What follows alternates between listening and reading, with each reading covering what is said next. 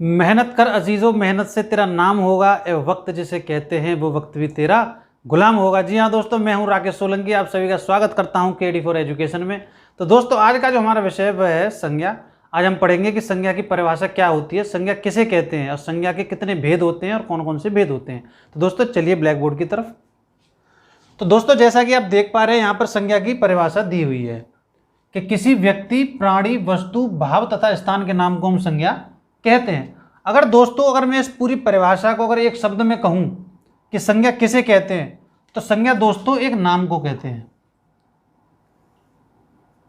संज्ञा किसे कहते हैं? संज्ञा कहते हैं एक नाम को। अब वो नाम व्यक्ति का हो, प्राणी का हो, वस्तु का हो, भाव का हो तथा स्थान का हो, किसी का भी नाम हो, वो हमारी संज्ञा होती है। अगर आप देखें तो आप जो आप पूरे दिन की जो दिनचर्या होती है, आप बहुत सारी संज्ञा देखते हैं। वो वस्तु के रूप में, स्थान के रूप में, व्यक्ति के रूप में, प्राणी के रूप में, किसी के रूप में भी हो सकती है वो। जैसे अगर हम व्यक्ति की बात करें, तो रमेश क्या व्यक्ति है? चिंटू, पिंटू, पप्पू, सप्पू, कुछ भी ले लो आप, जो नाम व्यक्ति के नाम, ठीक है दोस्तों। अब प्राणी में भैया बिल्ली, कुत्ता, हाथी, ये सारे क्या हैं? ये प्राणी तो हैं। अब वस्तु, कार, साइकिल, पेन, कुर्सी, टेबल, ये सारी क्या हैं? ये वस्तु ही तो हैं। अब भाव, क्रोध, भय, सुख,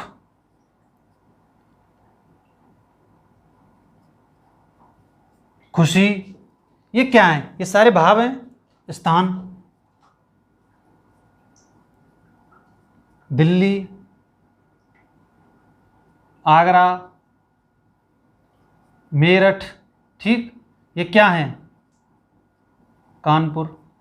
तो दोस्तों, ये सारे के जो नाम है, ये संज्ञा के नाम ही तो हैं। मैंने क्या कहा? संज्ञा क्या होती है? संज्ञा होती है एक नाम। परिभाषा, अगर परिभाषा की बात करें तो किसी व्यक्ति, प्राणी, वस्तु, भाव तथा स्थान के नाम को हम संज्ञा कहते हैं। अब व्यक्ति का नाम ये रहा, प्राणी का नाम ये रहा, वस्तु का ये रहा, भाव ये रहा और स्थान ये रहा, हो गया संज्ञा। तो दोस्तों, हमने जान तो लिया कि ये संज्ञा है, लेकिन हमने संज्ञा नाम इनको दिया क्यों? तो दोस्तों, किसी व्यक्ति, प्राणी, वस्तु, भाव तथा स्थान को संज्ञा नाम इसलिए दिया गया है ताकि हम उसका व्यवहार कर सकें। विश्व में ऐसी कोई वस्तु नहीं है जिसका कि कोई नाम ना हो। जी हाँ दोस्तों, आप मुझे एक बात बताइए कि पूरे विश्व में ऐसी कोई वस्तु है या ऐसा कोई स्थान है जिसका कि कोई नाम ही ना हो? नहीं दोस्तों, विश्व में हर वस्तु, हर स्थान का कोई ना कोई नाम जरूर होगा। अब आप एक बात बताइए, अगर उसका नाम ही नहीं होगा तो हम उससे व्यवहार कैसे स्थापित करेंगे? चलो मैं दूसरे एग्जाम्पल से आपको समझाता हूँ। आपकी मैं शादी करा देता हूँ और आपका एक बेटा हो गया। अब आपने अपने बेटे का नाम नहीं रखा, और घर के बाहर वो खेल रहा है 5-6 बच्चों में। अगर आपको अपने बेटे को बुलाना है तो आप क्या कह के बुलाएंगे उसको? मेरी बात समझिए। जब उसका नाम ही नहीं पता है तो आप क्या कहेंगे? तो दोस्तों, इसीलिए बच्चे का जब जन्म होता है तो सबसे पहले उसका नामकरण किया जाता है। ताकि हमें उसका नाम पता चले, यानी कि संज्ञा पता चले। नाम पता चल जाएगा तो उससे हम व्यवहार कर सकते हैं। अब बच्चे का नाम पता हो, तुरंत कह दोगे भाई चिंटू आ जा, क्या पिंटू आ जा, ठीक है दोस्तों। ये छोटी सी बात थी, समझना जरूरी था कि हमने संज्ञा नाम दिया क्यों, ताकि इसका क्या मतलब था संज्ञा हमें नाम देने का। क्योंकि अगर हम नाम देंगे जब भी तो हम संज्ञा का उपयोग कर सकते हैं। तो दोस्तों, अब हम देखेंगे कि संज्ञा के भेद कौन कौन से होते हैं और संज्ञा के भेद कितने प्रकार के होते हैं। तो दोस्तों, अब हम पढ़ेंगे कि संज्ञा के भेद कौन कौन से होते हैं। तो दोस्तों, संज्ञा के भेद होते हैं व्यक्तिवाचक संज्ञा, जातिवाचक संज्ञा, भाववाचक संज्ञा और द्रव्यवाचक संज्ञा और समूहवाचक संज्ञा। तो दोस्तों, व्यक्तिवाचक संज्ञा, इसकी जो परिभाषा दे रखी है कि जिन शब्दों से किसी विशेष व्यक्ति, वस्तु या स्थान के नाम का बोध हो। जातिवाचक संज्ञा, जिन संज्ञा शब्दों में किसी व्यक्ति या वस्तु की संपूर्ण जाति का बोध हो। भाव, जिन शब्दों से किसी गुण, भाव, दशा, अवस्था का बोध हो। दोस्तों, जो सबसे ज़्यादा जो अधिक परेशानी जो होती है वो होती है व्यक्तिवाचक और जातिवाचक शब्द को पहचानने में। तो दोस्तों मैं आपको बहुत ही सिंपल तरीका बताऊंगा जो बिल्कुल आपके दिमाग में सही तरह से बैठ जाएगा। आपको याद रखनी है केवल दो चीज़ें। क्या? एक, सबका मालिक एक, व्यक्ति एक और जाति अनेक। केवल ये दो चीज आपको याद रखनी है। जो ये दो चीज आपको याद हो गई तो आपकी प्रॉब्लम सॉल्व हो गई। व्यक्ति एक, जाति अनेक। अब वो कैसे, मैं समझाऊंगा आपको। अब मैं यहां पे शब्द लिखूंगा मनुष्य। तो आप मुझे बताइए कि मनुष्य एक हैं या मनुष्य अनेक हैं? मनुष्य अनेक है, मैं भी हूं, आप भी हैं, बहुत सारे हम जैसे बहुत हैं। तो मनुष्य अनेक, खत्म। ये किसका बोध करा रहा है? ये करा रहा है जाति का बोध, क्योंकि मनुष्य अनेक, भाई मनुष्यों की जाति होती है। अब यहां पे लिखेंगे हम रमेश। रमेश व्यक्ति हो गया एक, भाई रमेश तो व्यक्ति हो गया, मनुष्य अनेक हो गए, मनुष्य हो गए बहुत सारे। लेकिन हम इसमें भी दिक्कत आएगी। दिक्कत क्या आएगी? अब मैंने कहा कि एक, अब आप कहोगे सर मेरे तो पास में ही 4 रमेश रहते हैं, मेरे घर के पास में ही 4 रमेश रहते हैं। कोई बात नहीं भैया, 4 रमेश ले लो। एक रमेश ये ले लिया, एक रमेश ये ले लिया और एक रमेश ये ले लिया, हो गए भैया 4। ठीक, कोई दिक्कत नहीं। अब मैंने क्या कहा कि जिन शब्दों में किसी विशेष व्यक्ति, वस्तु, स्थान के नाम का बोध हो, ये नाम भले ही इनके एक हैं लेकिन इनके गुण अलग अलग होंगे। अगर ये होशियार है पढ़ाई में तो जरूरी नहीं है कि ये तीनों भी होशियार हों। हो सकता है ये खेलकूद में हो, ये लड़ाई दंगों में हो, ठीक, ये अपने गाने वाने में हो, किसी में भी हो अपने। ठीक है दोस्तों, हम लिख लेते हैं गाने में अच्छा है। तो इनकी जो विशेषता थी वो अलग अलग हो गई, भले ही इनके नाम हैं लेकिन ये जो रमेश जो 4 हैं वो अलग अलग हो गए। इनकी कदकाठी अलग हो गई, इनके जो ये पढ़ाई में होशियार है, ये खेल में होशियार है, ये लड़ाई में होशियार है, ये गाने में होशियार है। तो मैंने क्या कहा था, विशेष, इनकी विशेषता दोस्तों अलग अलग हो गई। अब मैं समझ सकता हूँ आपको ये समझ में आ गया होगा। ठीक, जैसे अगर मैं बात करूँ कि पर्वत, अब भैया पर्वत तो बहुत सारे हैं, अनेक, यानी पर्वतों की जाति हो गई। अब मैं यहां पे लिख दूं कि हिमालय, तो हिमालय तो एक ही है। ठीक, अब मैं बात करूं कि भाई देश, अब भैया देश तो अनेक हैं, बहुत सारे देश हैं, हिंदुस्तान, श्रीलंका। ठीक, अब मैं यहां पे लिख दूं कि भारत, तो भारत तो एक ही है, एक। आपको केवल याद रखना है कि अनेक और एक, व्यक्ति एक और जाति अनेक। ठीक, जैसे पुस्तक ले लो, अब भैया पुस्तक बहुत सारी होती हैं। ठीक, अब मैं यहां पे लिख दूं फल, फल बहुत सारे हो गए। और अगर फलों में मैं लिख दूं कि केला, तो अकेला हो गया, वो हो गया व्यक्तिवाचक। ठीक, अब मैं फूल लिख दूं, अब आपसे कह दी मैंने कि भैया बाजार जाओ और फूल लेके आओ। अब आप बाजार में चले गए तो आपको तो फूल बहुत सारे दिखाई दे रहे हैं, फूल, फूल अनेक, यानी कि फूलों की एक जाति हो गई। अगर मैं स्पेशल आपसे नाम ले दूं कि गुलाब का फूल लेके आना है, तो आप केवल एक गुलाब पे टिकोगे, ये नहीं कि आप गेंदा को भी देख लो कि चमेली को भी देख लो। ठीक है, लेकिन अब इन दोनों में भी ये तो समझ में आ गया आपको कि ये जातिवाचक हो गया, ये व्यक्तिवाचक हो गया। केवल आपको याद रखना है व्यक्ति एक और जाति अनेक। ठीक,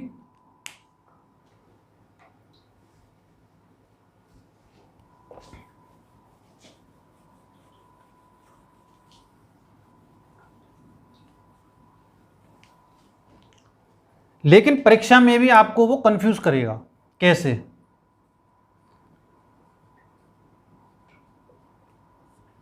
ये लिखा मैंने विभीषण, तो विभीषण आप कहोगे कि सर ये तो अकेला था, रावण का भाई विभीषण।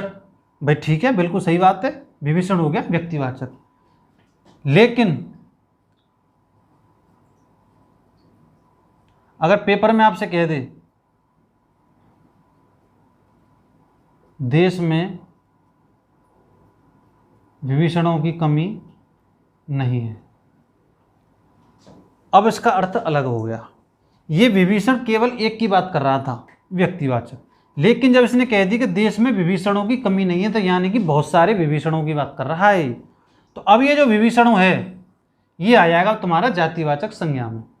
और एग्जाम्पल में समझाऊं आपको, जैसे नेता। ठीक, अब नेता भैया अनेक होते हैं, अच्छे बुरे लच्चे लफंगे। ठीक, अब बात कर दे नेताजी, तो नेताजी ये एक स्पेसिफिक नाम दिया हुआ है हमने सुभाष चंद्र बोस जी के लिए, तो नेताजी तो ये हो गया व्यक्तिवाचक संज्ञा। और खाली नेता, तो भैया नेता तो बहुत सारे हैं, गली गली में नेता हैं आजकल, चाहे वो कुछ नहीं है फिर भी नेता ही है, सफेद कुर्ता पहन लो बनेंगे नेता। गांधी, गांधी तो भैया बहुत सारे गांधी हैं, लेकिन अगर बात कर दी यहां पे गांधी जी, तो ये बनेंगे महात्मा गांधी जी। आपको शब्दों को पहचानना है और वाक्य में बैठा के देखना है कि वो वाक्य क्या कह रहा है, उससे क्या अर्थ निकल रहा है, वो एक का अर्थ निकल रहा है या अनेक का अर्थ निकल रहा है। ठीक, जैसे सरदार, अब सरदार कह दी तो भैया ये अनेक सरदार हैं। ठीक, लेकिन अगर सरदार कह दी सरदार वल्लभ पटेल,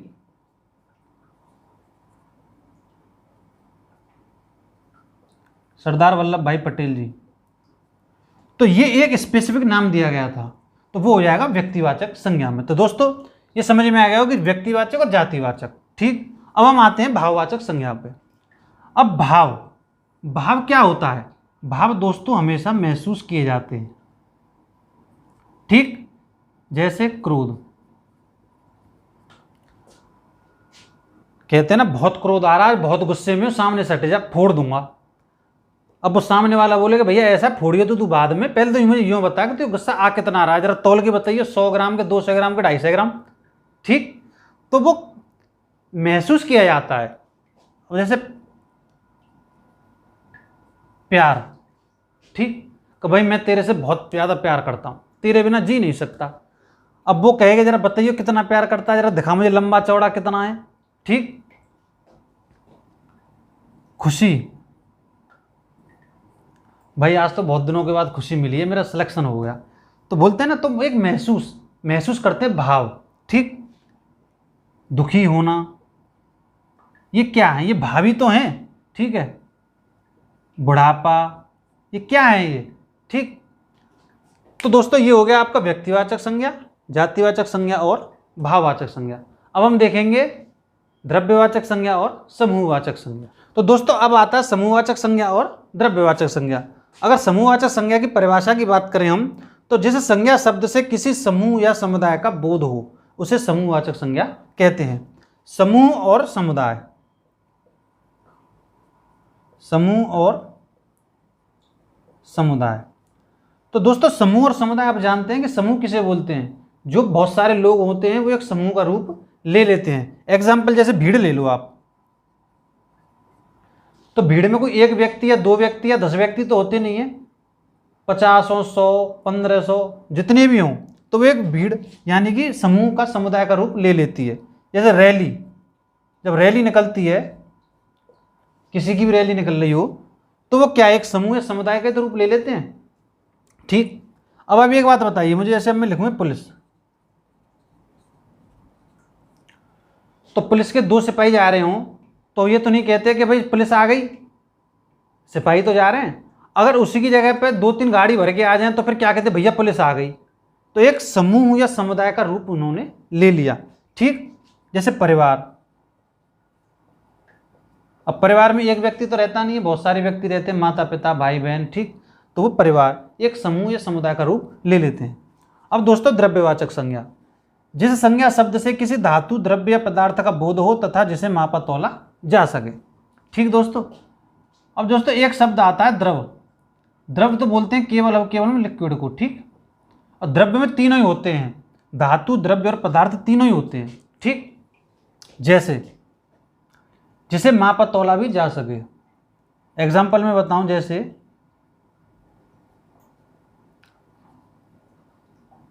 तांबा, सोना, पीतल, लोहा, घी, ठीक, चावल। तो दोस्तों ये इसके एग्जाम्पल हैं। और दोस्तों एक चीज़ है कि आप इनके द्रव्यवाचक संज्ञा के कभी भी बहुवचन नहीं होता है, ठीक है, बहुवचन नहीं होता है। तो दोस्तों इस तरीके से हमने देखा आज कि संज्ञा किसे बोलते हैं, संज्ञा के भेद कौन कौन से होते हैं। तो दोस्तों कैसी लगी है आपको क्लास, कमेंट्स बॉक्स में ज़रूर लिख करके बताएं। और दोस्तों अगर आप हमारे चैनल पर नए हैं तो प्लीज़ लाइक, शेयर और सब्सक्राइब करना ना भूलें। तो दोस्तों मिलते हैं अगली वीडियो में, जब तक के लिए धन्यवाद।